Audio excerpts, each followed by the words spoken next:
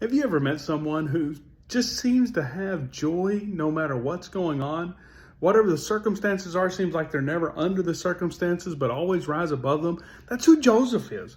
You look at his life and you can just look at all the bad things that happened. And as we talked about yesterday, and if you missed it, go back and check yesterday's post or the video feed there.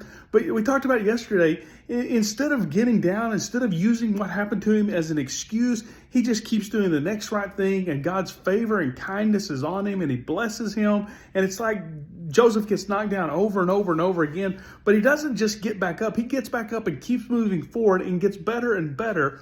And then today, in our reading on day 26 of our journey through the Bible, way to go. And if you're just joining us, this is a good time to start. You can start now and just read all the way through the end of the year and the beginning of next year to read through the whole Bible in a year.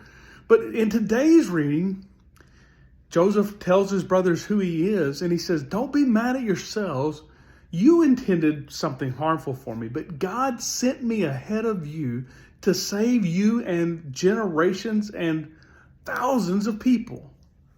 And you just see his faith that in the midst of terrible situations, he could see something different. And now his brothers being scared to death of what the second in command of Egypt could do to them, he says, don't worry about it.